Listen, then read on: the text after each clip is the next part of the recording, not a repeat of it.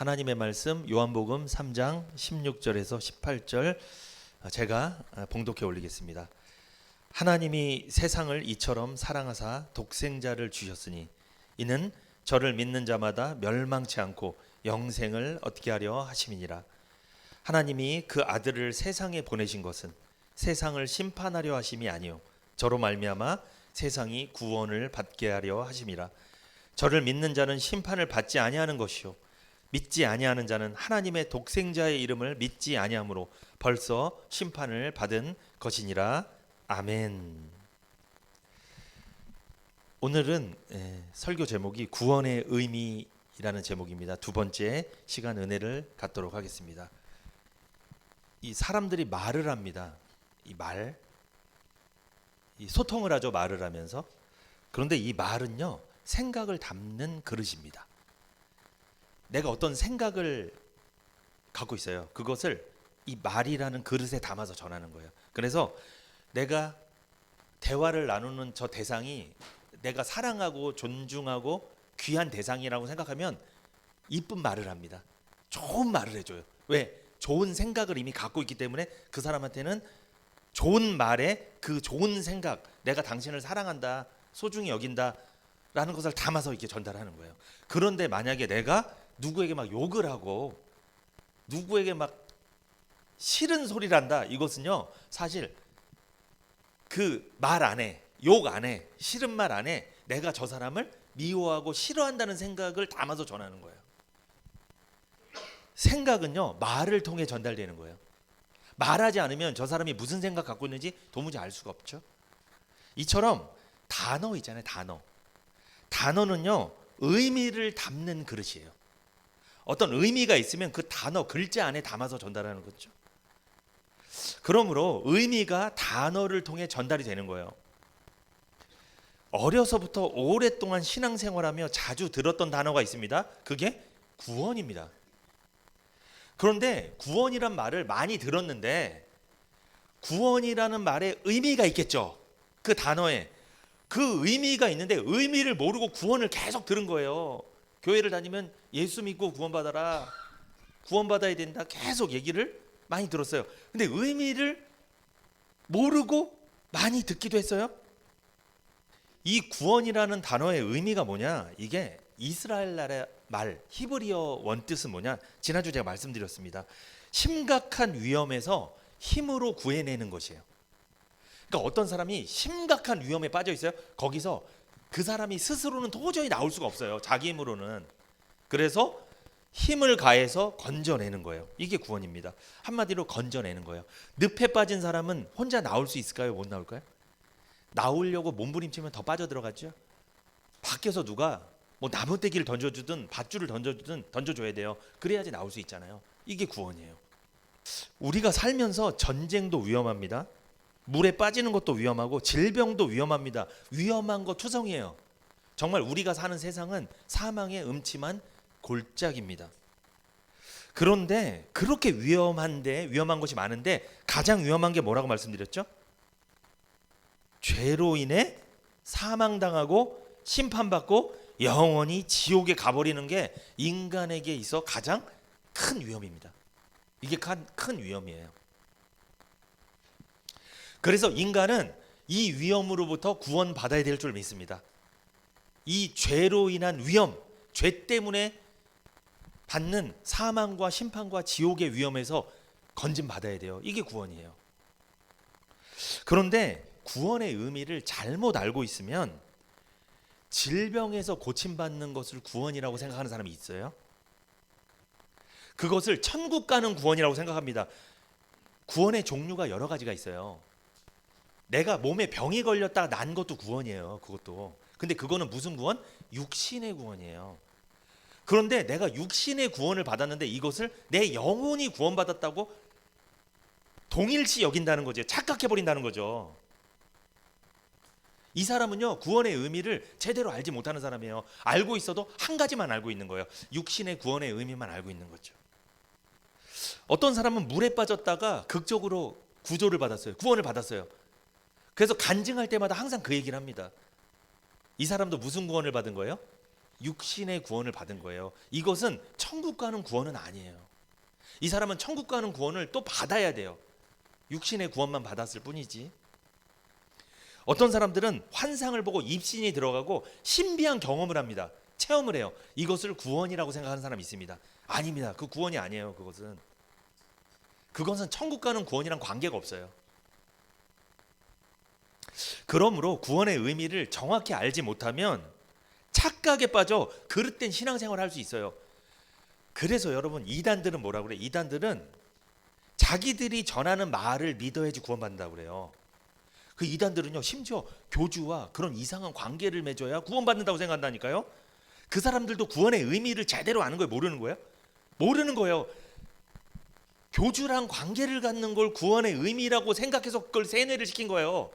그래서 어릴 때부터 그게 구원이라고 믿고 살았던 거예요. 그 사람들은. 그러니까 그런 짓을 하는 거예요. 그런 짓을 하고도 감사합니다 그런다니까요. 우리로 생각하면 납득이 안 되죠. 구원의 의미를 잘못 알게 되면 착각에 빠져서 그릇된 신앙생활을 하는 거예요. 평생을 잘못 신앙생활을 하는 거예요. 그런데 그 사람한테 물어보면 자기 뭐 받았다고 그래요? 구원 받았다고 찰떡같이 믿어요. 찰떡같이 믿어요. 그리고 다른 사람이 그거 구원 아니야 그러면 받아들일까요? 안 받아들일까요? 절대 안 받아들여요. 왜? 세뇌가 돼서 어릴 때부터 다 알게 돼 있기 때문에. 성경이 말하는 구원의 의미를 정확히 알고 있어야 됩니다. 제대로 알아야 됩니다. 그래야 바른 구원을 받을 수 있습니다. 성경에서 말하는 구원의 의미가 무엇일까? 오늘 좀 살펴보고자 합니다. 제가 지난주에 첫 번째 메시지를 좀 전해드렸는데 구원의 의미 기억나시나요? 구원의 의미는 죄사함을 받는 거예요. 그러므로 구원받았다면 죄를 용서받았다는 확신이 있어야 됩니다. 그러므로 내가 죄를 용서받았다, 일생의 모든 죄를 용서받았다는 믿음이 있다, 나는 확신이 있어. 그러면 그 사람은 구원의 의미를 제대로 알고 있는 사람이에요. 제대로 구원받은 사람이에요. 오늘은 두 번째입니다. 두 번째, 구원의 의미는 무엇이냐? 영생을 얻는 거예요. 영원한 생명을 얻는 거예요. 죄의 삭은 사망입니다. 죄인은 심판받고 지옥으로 가게 되죠. 구원이란 죄사함을 받고 영원한 생명을 얻는 거, 이게 구원이에요. 내가 구원받았다면 두 가지 확신이 있어야 돼요. 죄사함 받았다는 확신, 그리고 영생을 얻었다는 확신. 이것이 나에게 있는지 생각해 봐야 돼요. 만약에 나에게 그게 없으면 나는 구원의 의미를 잘못 알고 있거나 아직 구원이 아닌 거예요. 요한일서 2장 25절 한번 읽어볼게요. 요한일서 2장 25절 시작. 그가 우리에게 약속하신 약속이 이것이니 곧 영원한 생명이니라. 아멘. 하나님이 우리에게 약속한 게 있대요. 그게 뭐래요? 영원한 생명. 하나님이 영원한 생명을 약속하셨다고 성경은 말씀하는데 창세기 2장 17절 같이 읽어볼까요? 구약 창세기 2장 17절 시작. 선악을 알게 하는 나무의 실과는 먹지 말라. 내가 먹는 날에는 정령 죽으리라 하시니라. 이 말씀은 무엇이냐면 아담이 죄를 짓기 전에, 그러니까 아담이 의인이었을 때, 죄를 짓기 전에 그때 하나님이 아담과 약속을 맺었습니다. 약속. 여러분, 약속은 혼자 하는 거예요? 둘이 있어야 돼요? 대상이 있어야 약속을 맺는 거예요. 나 혼자 하는 건 약속이 아니에요. 그건 일방적인 거죠. 하나님과 아담 사이에 약속을 맺은 거예요. 어떤 약속? 에덴 동산에 있는 모든 나무의 실과는 다 먹어도 되는데 뭐만 먹지 마라? 동산 중앙에 있는 선악을 알게 하는 나무의 열매는 먹지 마라. 먹지 마 그랬어요. 그러면 안 먹으면 됩니다. 근데 왜 이렇게 하지 말라면 더 하고 싶은지. 안 먹으면 돼요 사실. 그러면 이게 무슨 뜻이냐면 아담은요 처음에 하나님이 만들었을 때 영생하는 존재입니다.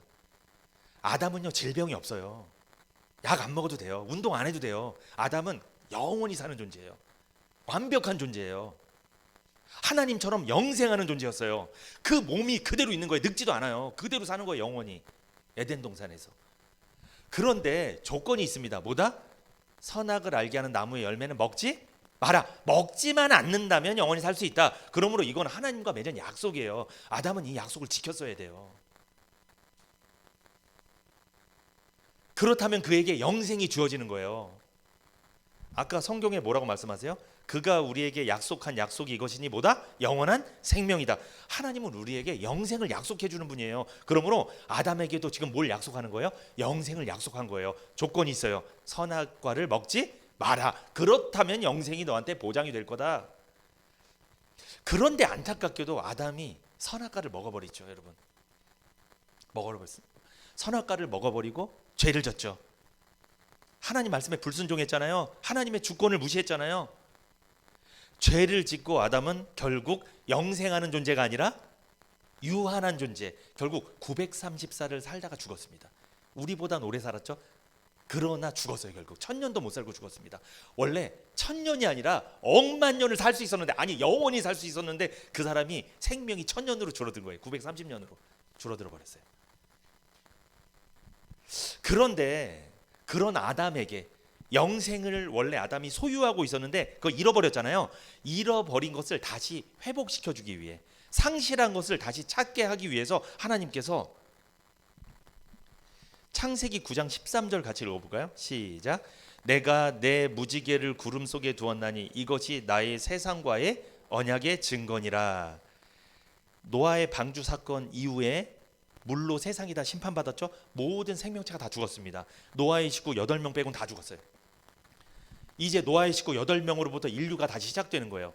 근데 하나님이 노아의 식구들을 뿐만 아니라 그 이후에 태어난 사람들에게 하나님이 약속하십니다. 어떤 약속? 내가 다시는 물로 심판하지 않겠다. 왜냐하면 하늘에서 비만 내려도 사람들이 불안한 거예요. 왜? 하나님이 예전처럼 한 번 또 쓸어버릴까 봐 막 불안해요. 부모님한테 한 대 몽둥이로 맞은 애는요, 다음번에 부모님이 빗자루만 들어도 막 무서워요. 한 번 심하게 맞으면 또 나 또 때리는 거 아니야? 이런 생각이 드는 거예요. 그래서 하나님이 그렇게 불안해할까 봐 하나님이 약속하신 거예요. 뭐다? 내가 물로 심판하지 않겠다 하고 무지개를 하늘에 딱 띄워두셨어요. 그러면 사람들은 그 무지개를 보고 무슨 생각을 하면 돼요? 나는 물로 심판받지 않는구나. 하나님이 나를 죽이지 않으시는구나. 하나님이 나에게 영생을 약속하시는구나. 영원히 살 수 있는 길을 마련해 주셨구나. 이렇게 생각해야 되잖아요. 그런데 안타깝게도 사람들은 이 무지개의 약속을 믿지 않았습니다. 그래서 무지개를 믿지 않고 바벨탑을 쌓아서 막 올렸죠. 결국 다 하나님이 흩어버리셨지만, 이 무지개는 누구와 누구 사이의 언약이에요? 하나님과 인간 사이의 언약이잖아요. 무지개. 그러면 이 무지개는 하나님이 심판하겠다는 거예요? 영원히 살게 해주겠다는 거예요? 영원히 살게 해주겠다는 하나님의 약속이에요. 심판하지 않겠다는 약속이에요. 죄가 있지만 죄를 넘어가겠다는 거예요. 심판하지 않겠다는 약속이에요. 그럼 무지개를 믿었어야지. 그러면 이 무지개가 결국 누구를 말할까요? 요한일서 2장 25절에 그가 우리에게 약속하신 약속이 이것이니 곧 영원한 생명이니라. 여기서 그는요, 예수님이에요. 하나님을 말해요.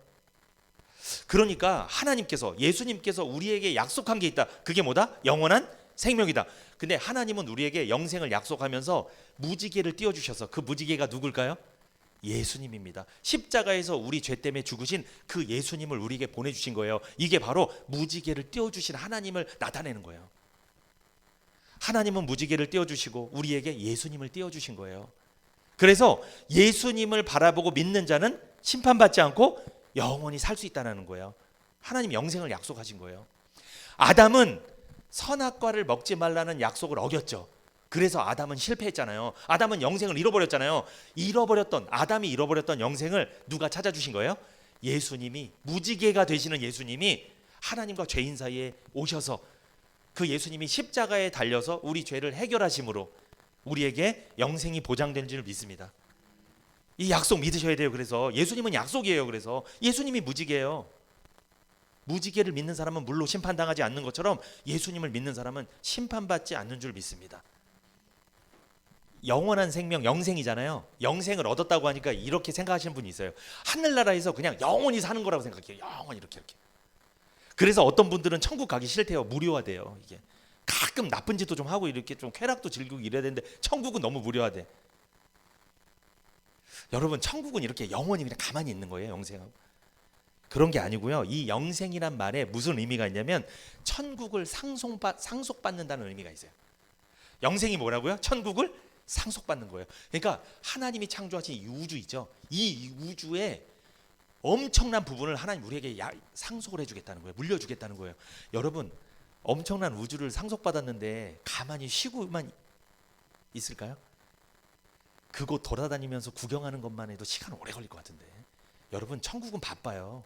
너무 재밌어서, 너무 행복해서 바빠요. 가만히 있는 게 아니에요.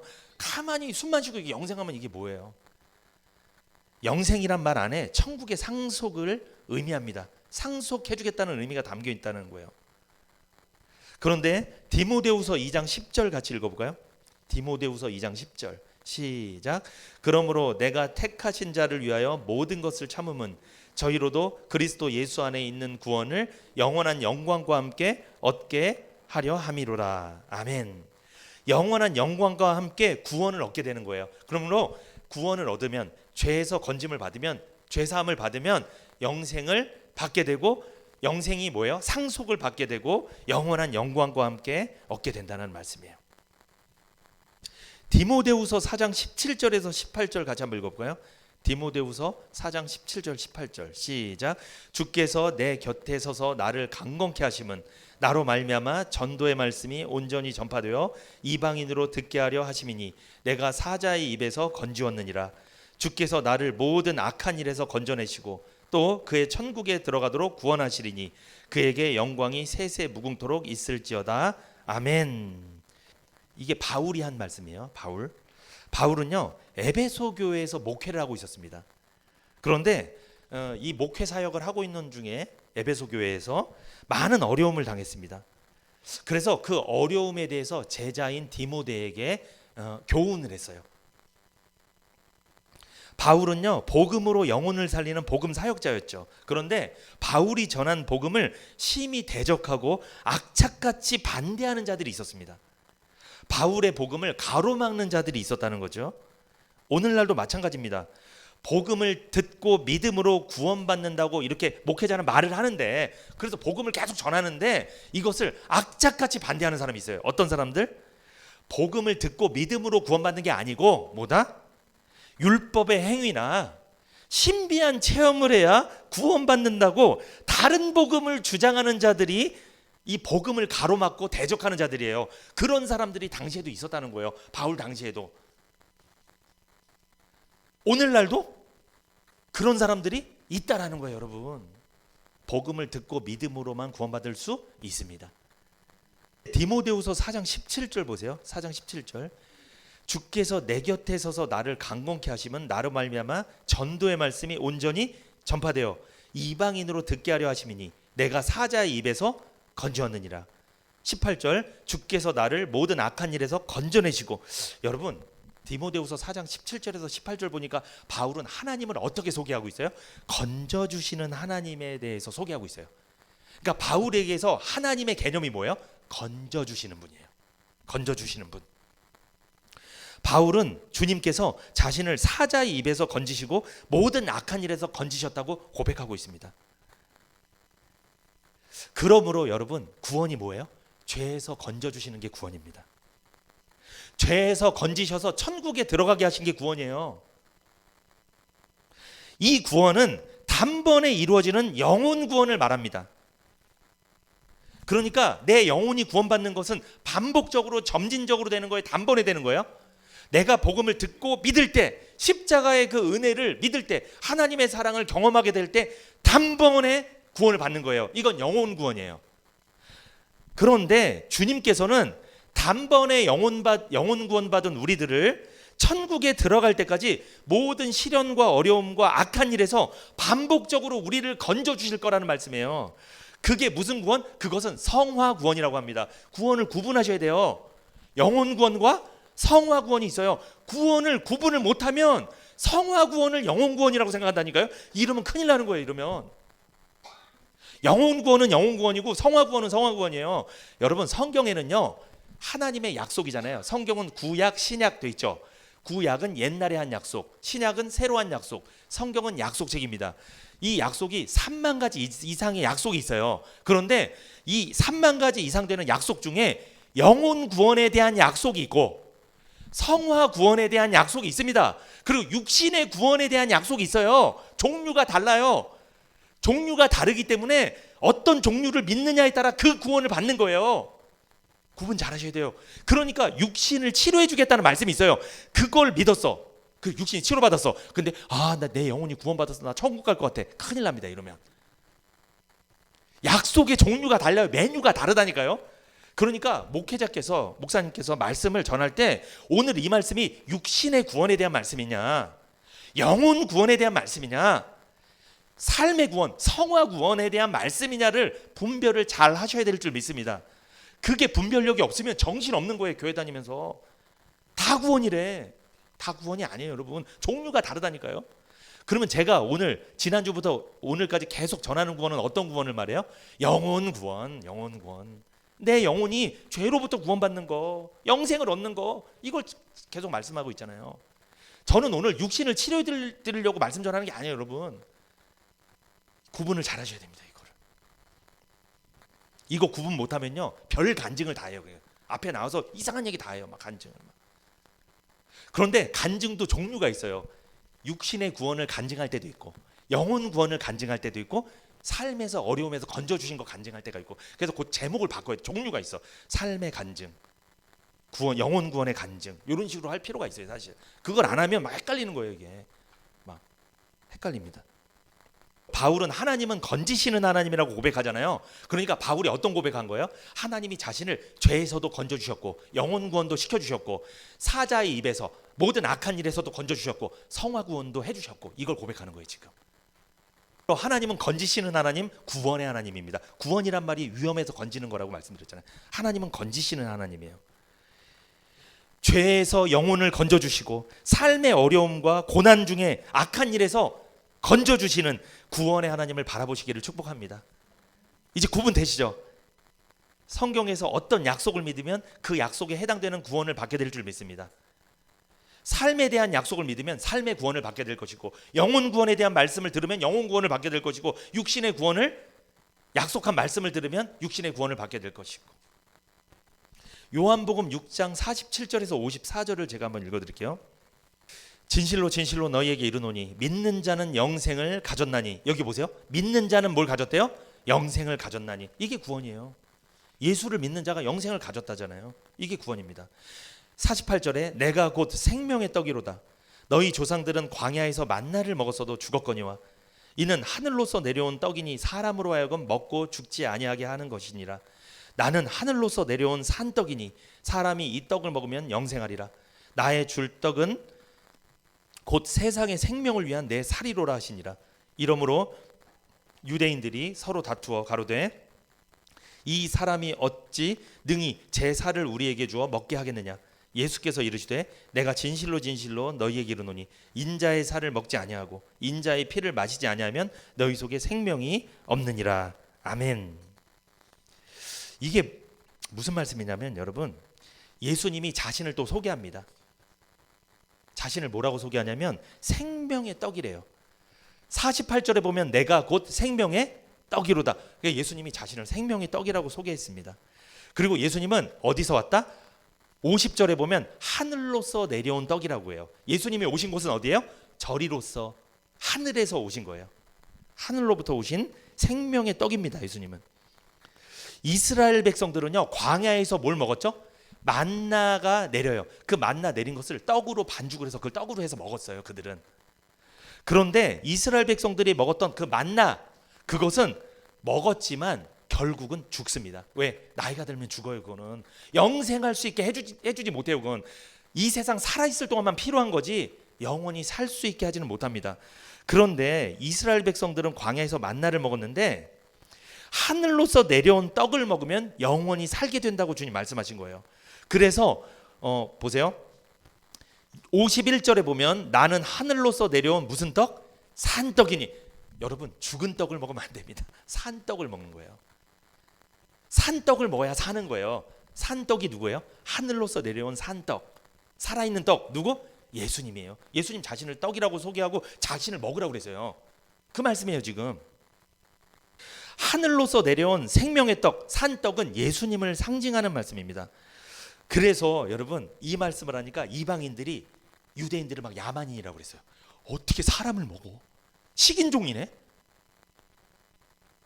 근데 이것은 무엇을 말씀하는 건지 설명을 해드릴게요. 이방인들은 이해하지 못했습니다. 어떻게 사람을 먹냐는 거예요. 구약 이스라엘 백성들이 광야에서 먹고 살았던 하늘에서 내려온 만나는 바로 하늘에서 내려온 생명의 떡이신 산떡이신 예수님을 상징하는 거예요. 그러니까 구약 이스라엘 백성들도 만나를 보면서 누구를 생각했어야 돼요? 하늘로서 오시는 예수님을 생각했어야 된다는 거예요. 그들도 예수 믿고 구원받은 거예요. 그러니까 생명의 떡은요, 예수님의 살을 의미합니다. 51절에 나의 줄 떡은 곧 세상의 생명을 위한 내 살이로라 하시니라. 그러니까 생명의 떡은 예수님의 살을 의미하고요, 예수님의 살을 먹고 예수님의 피를 마시라는 거예요. 우리가 그래서 예수님의 살을 먹고 예수님의 피를 마시는 것을 기념해서 우리가 무슨 식을 하죠? 성찬식을 합니다. 구원받은 백성들이 예수님, 보통 우리는 빵을 먹잖아요. 빵을 먹고 포도주를 마시잖아요. 알코올이 없는 그 포도주를 마시잖아요. 이것은 뭐예요? 예수님의 살을 먹고 피를 먹는 그런 것을 우리가 기념하는 거예요. 그렇다면 주님의 살과 피를 먹고 마시라는 게 뭐냐? 이것은요, 주님이 하나님과 죄인 사이에 화목제물이 되어주셨다는 걸 의미하는 거예요. 그것을 알으라는 거예요. 우리가 성찬식을 하면서 빵과 포도주를 먹잖아요. 주님을 기념하는 거잖아요.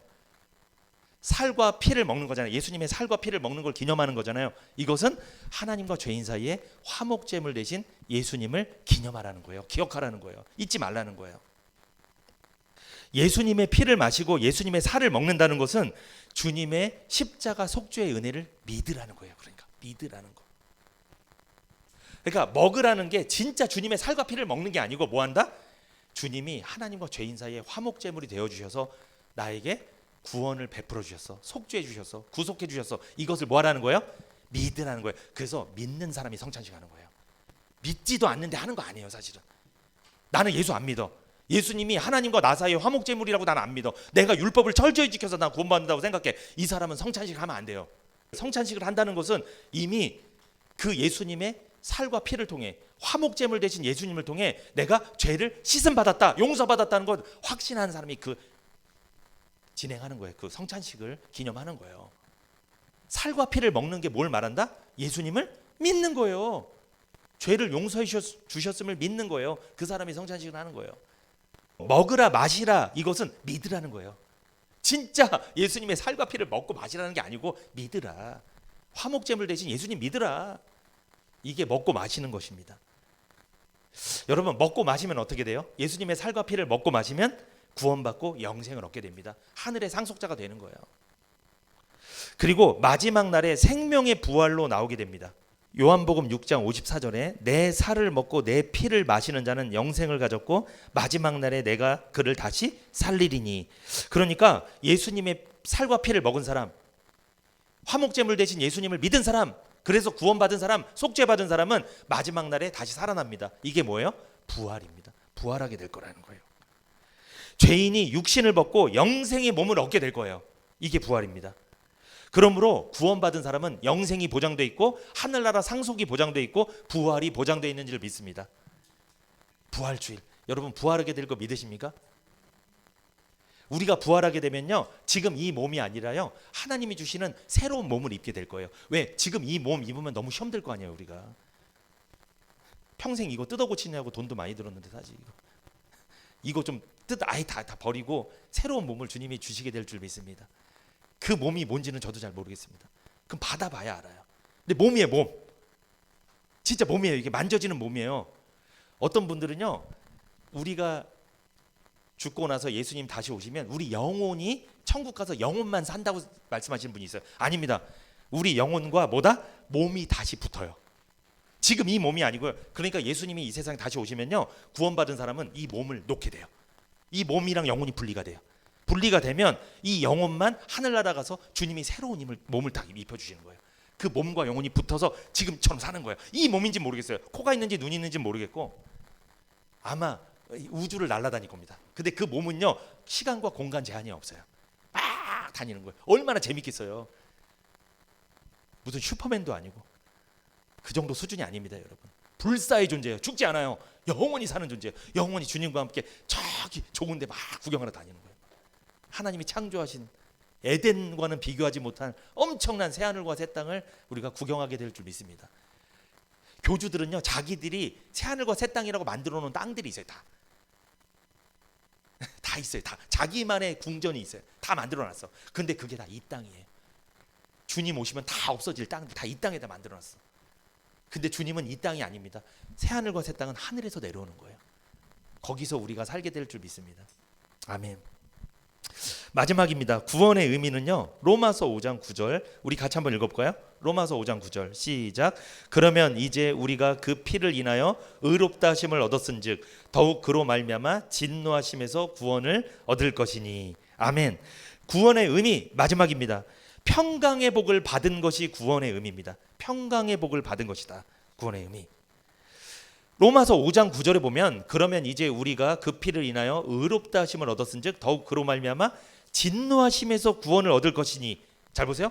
진노하심에서 구원을 얻을 것이니. 진노가 뭐예요? 진노? 화가 많이 난 거잖아요. 당장이라도 때릴 것 같은, 심판할 것 같은 그게 진노잖아요. 진노하심에서 건짐을 받는 거예요. 구원을 얻은 거예요. 이것을 두 글자로 뭐라고 합니다? 평강입니다. 여러분, 평강이요, 세상에서 뭐 잘 나가는 게 평강이 아니에요. 사실 뭐 돈을 많이 벌었다, 내가 일이 잘 풀렸다, 사업이 잘 된다, 그건 세상이 주는 평강이고, 하나님이 주신 이 성경에서 말씀하신 평강은 뭐다? 진노하심에서 구원을 얻는 게 평강이에요. 그러므로 하나님의 진노에서 구원을 얻잖아요. 건짐을 받잖아요. 그러면 그 사람 마음속에 결과물이 있습니다. 그게 바로 평강입니다. 그래서 내가 구원을 받았다고 말은 해. 근데 내 마음속에 평강이 없다면 생각을 해봐야 됩니다. 그거는 나는 분명히 예수님을 통해 죄를 용서받았고 영생을 얻었다고 믿어지고 하는데 이상하게 나는 맨날 불안해, 두렵고 걱정되고 염려가 가득해. 평안하지가 않아. 그럼 이 사람은 뭔가 잘못된 거예요. 지금 그렇지 않다니까. 여러분, 예수 믿으면 그렇지 않아요. 사실 여러분, 예수 믿으면요, 세상에서 바른 생활 인간이 되는 게 아니고요, 예수 믿고 구원받으면 가장 큰 특징이 뭐다? 세상에서 죄를 지을 수도 있어요, 물론. 그러나 마음에 평강이 있습니다.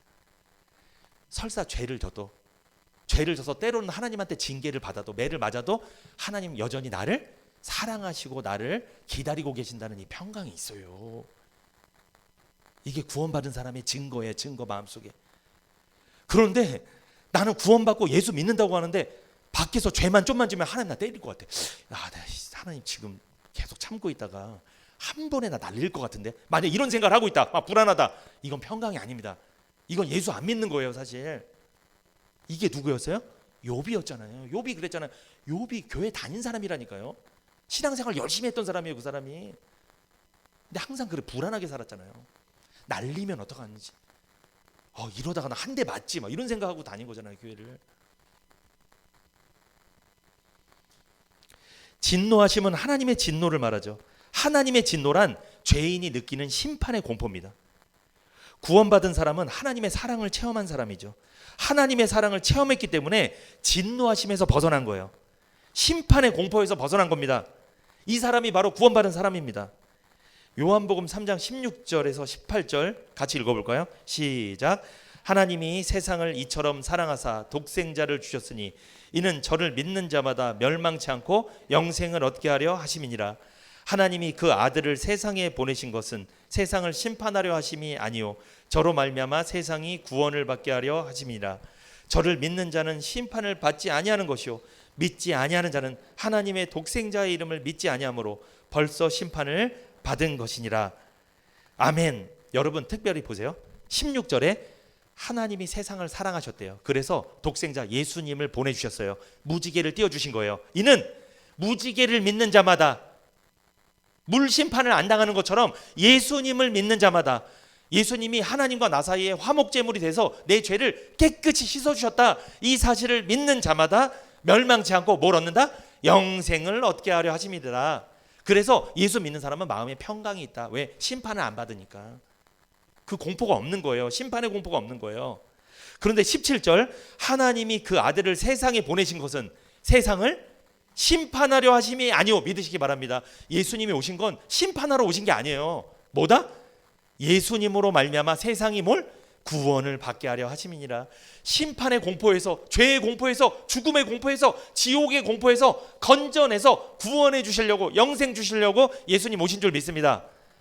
이 좋으신 예수님 믿으세요. 심판하러 오신 게 아니에요, 여러분. 근데 18절, 저를 믿는 자는 심판을 받지 아니하는 것이요 믿지 아니하는 자는, 안타깝습니다. 믿지 아니하는 자는 어쩔 수 없어요. 하나님이 무지개를 띄워놨는데 무지개를 믿지 아니하는 자는 바벨탑을 쌓아 올릴 거다. 그 사람은 어쩔 수 없습니다. 자기 길로 가는 거예요. 그냥 자기가. 하나님이 무지개를 띄워줬으면 그거 믿으면 되는데, 하나님이 예수님을 띄워줬으면, 보내줬으면 받아들이면 되는데, 아, 예수님 보내신 것은 심판하려 하심이 아니구나, 날 구원하려고 보내주셨구나, 믿으면 되는데 얼마나 쉬워요. 근데 이거를 믿지 않는 자는 18절에 하나님의 독생자의 이름을 믿지 아니하므로 벌써 심판을 받은 것이라. 여러분, 요한복음 3장 18절에서 하나님의 독생자의 이름을 믿지 않는 자, 즉 예수를 믿지 않는 자, 예수님의 피로 죄를 용서해 주셨는데 이 복음을 받아들이지 않는 자는 18절에 보면 벌써 심판을 받은 것이니라. 이게 무슨 말씀이에요? 요거 해석해드리고 마칠게요. 벌써 심판을 받았대요. 목사님, 아직 내 주변에 예수 안 믿고 교회 안 다니고 구원 안 받은 사람도 멀쩡히 살고 다니는데, 아주 일이 잘 되던데 그 사람 오히려 심판을 받았다면 망하고 막 병 걸리고 죽고 뭐 이런 일이 있어야 되는데 더 잘 되던데요. 근데 이게 말씀이 왜 그래요? 요한복음 3장 18절에는 믿지 않는 자는 벌써 심판 받았대요. 내가 볼 때는 안 받은 것 같은데 잘 나가던데 뭘 심판을 받았대? 해석을 해드려야 됩니다. 이게 무슨 뜻입니까? 하나님 18절에 하나님의 독생자의 이름을 믿지 않는 자 벌써 심판을 받았다. 이 심판은요, 죽은 다음에 받는 심판이 아닙니다. 죽음 이후에 받는 백보좌, 하나님의 보좌 앞에서 받는 그 지옥 가는 심판을 말하는 게 아니에요. 요한복음 3장 18절의 심판은, 그건 어떤 심판이니까요? 불신자가 죽음 이후에 받는 백보좌 심판을 말하는 게 아니고 정죄의 심판입니다. 한마디로 하나님의 진노하심을 말하는 거예요. 죄인이 느끼는 심판의 공포예요. 그러니까 죄인이 죽음에 대해서 두려워하고 죽음 이후에 심판받고 지옥 갈 거에 막 두려워하잖아요. 이게 벌써 뭘 받은 거예요? 벌써 그 사람 심판을 받은 거라는 말씀이에요. 그 사람은 심판의 공포에서 살고 있는 거예요, 항상. 그러니까 벌써 심판을 받았다. 그러니까 이 세상에서 벌써 심판받은 사람이 죽음 이후에 제대로 심판받는 거예요. 영원히 지옥 가는 심판을 받는 거예요. 그래서 여러분, 내가 심판받을 거 알까요, 모를까요? 알아요. 이 세상에서 벌써 심판을 받았기 때문에.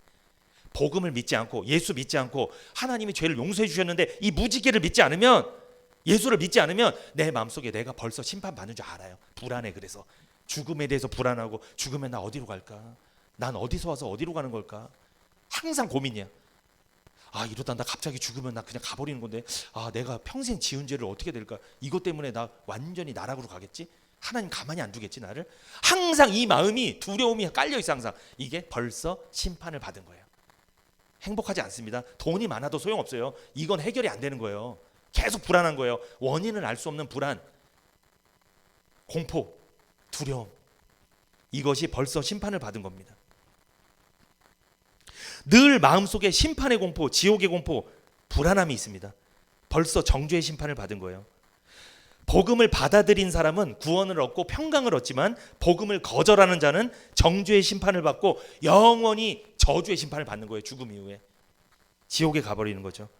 그러므로 구원받은 사람은 심판이 면제된 사람인 줄 믿습니다. 여러분, 찬송가 466장 한번 같이 불러볼까요? 나 어느 곳에 있든지 늘 마음이 편하다. 주 예수 주신 평안함 늘 충만하도다. 나의 마음속이 늘 평안해.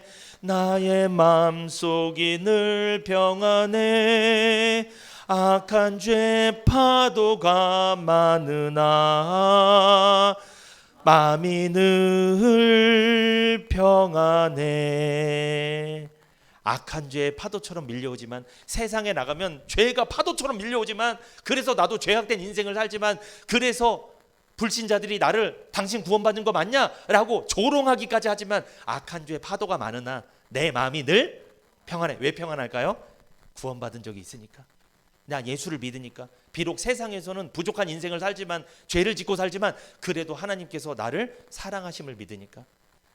내가 세상에서 죄를 짓고 부족하게 살아도 절대로 나를 버리지 않으실 그 하나님을 믿으니까, 하나님께서 내 이런 구원받고 난 이후에 지은 죄도 모두 용서해 주신 것을 믿으니까, 그래서 때로는 말을 안 들어서 징계를 내리고 매를 대더라도 그래도 나를 감싸주실, 그 상처를 꿰매주실 그 좋으신 하나님을 믿으니까 악한 죄의 파도가 많지만 마음이 늘 평안합니다.